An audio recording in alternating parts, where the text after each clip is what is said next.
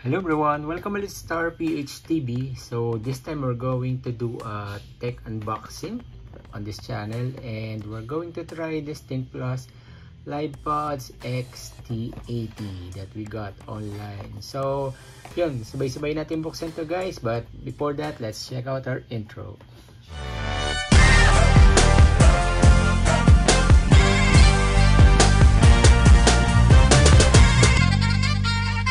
So yun guys, we have here this ThinkPlus LivePods XT80 from Lenovo. So dual earpiece siya with parang ear holder, and it's made from China. I got it online on Shopee. It was discounted. So let's check out yung product specification.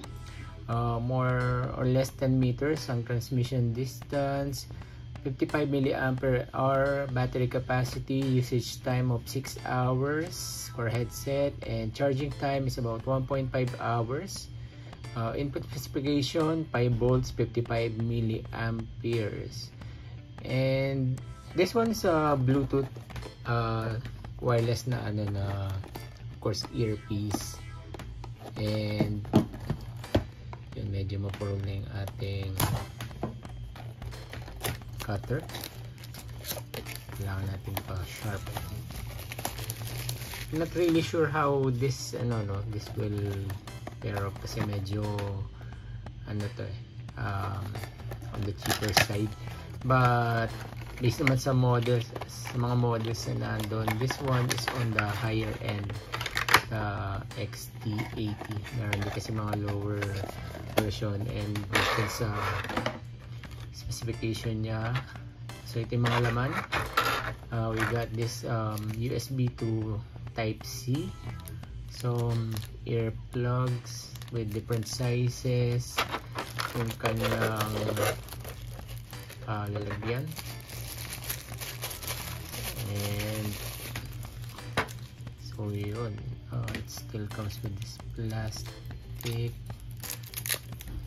And yung XT80, and difference nyo sa other model is this one, yung parang LCD screen niya, then yung Type-C na connector for charging.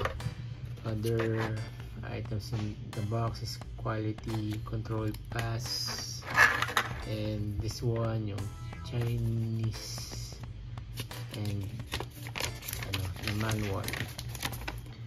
So Chinese manual, I'm not sure if it has English then, so I think it's on the other side. So yan, meron siyang English.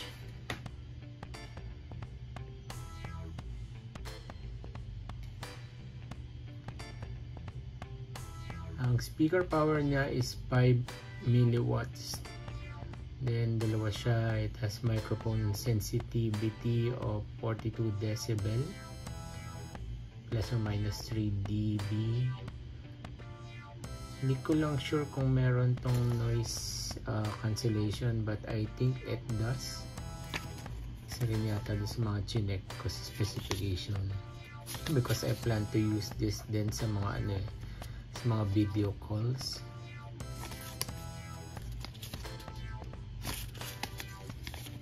Yun, so let's check out na yung ating product. Not sure lang kung may charge to, but let's see. So ito yung kanyang dalawang earpiece or earpieces. Meron pang plastic here.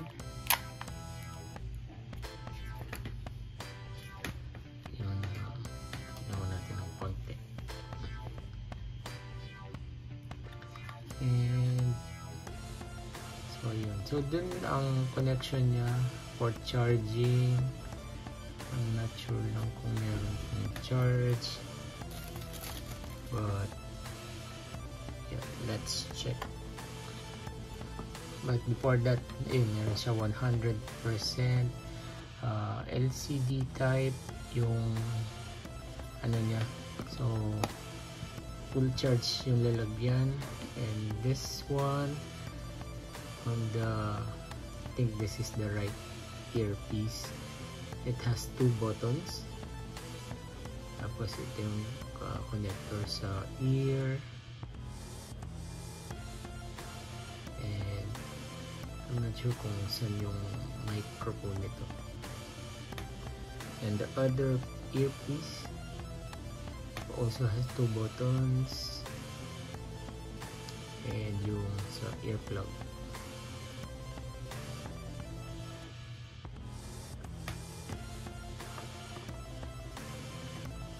So to power it on guys, yan, once you open this pala, automatic magpa-power na yung mga Bluetooth headset. But if you natanggal nyo na siya doon na naka-power off, you just have to press both these buttons, yung multifunction button niya ng sabay. Then maririnig nyo sa earpiece, it's turning on. And yun, so try natin siyang i-connect ngayon sa ating mobile phone. So check yung Bluetooth. Ang lalabas sa kanya guys, ito Lenovo ThinkPlus XT80. So yan, so try natin siyang i-connect, but first I will have to wear this muna. Medyo madali lang siyang ikabit guys. You have to insert muna tong yung small itong earpiece sa yung ear, tapos i-twist mo lang pabalik yung pinaka hook. So yun, so now let's try to connect.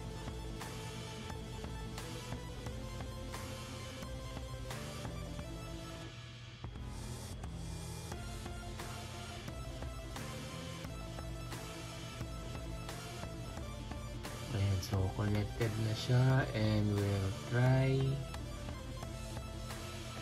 mag-watch ng YouTube. So yun, hindi ko pa gamit yung isa kasi ginagamit ko pa yung isang headset para dito sa video, but yun, remove ko muna to, and then I'll try to wear this. Testing natin kung okay yung stereo sound. So ito yung ginagamit natin guys, medyo matagal na sa atin to.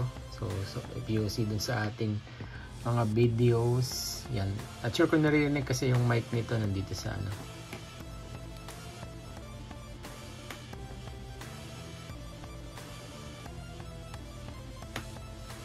Siyempre try natin manood ng yan.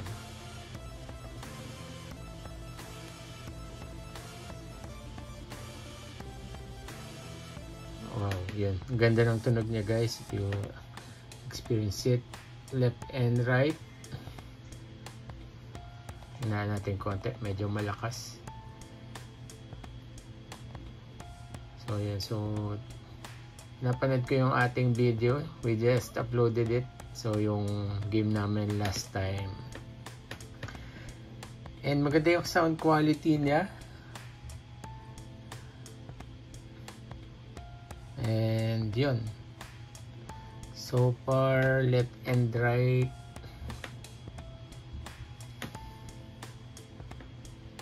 okay naman, and even yung music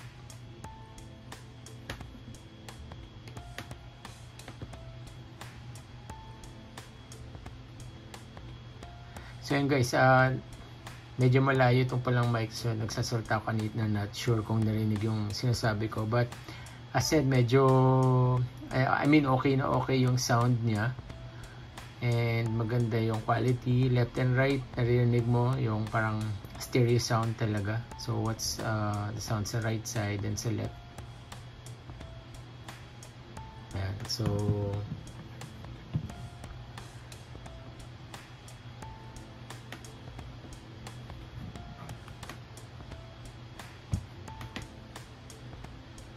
ayun, so far okay naman siya, and try ko siyang ikabit dito sa sa phone natin na isa, and let's see kung siyang gamitin natin as microphone. So yun guys, ito yung gamit natin ngayon, and yan, as you can see, yung pagkaka-hook niya, I'm wearing my glasses now. Ito yung pinaka-hook niya. So the way you wear it, yan, i-shoot nyo muna doon sa ear, tapos saka nyo i-clip yung hook, then i-twist. So yan yung dalawa. And now I'm using it for this video, and yun, not sure kung okay naman yung voice quality.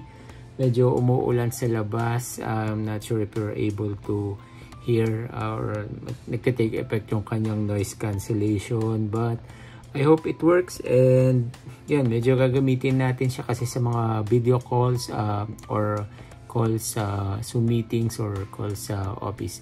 So yun, I think okay naman siya. Hindi ko lang sure kung gaano siya tatagal, but hopefully tumagal to, even considering its price point, no? Medyo on the cheaper side siya, made in China, but it's I believe it's an original Lenovo, as said here.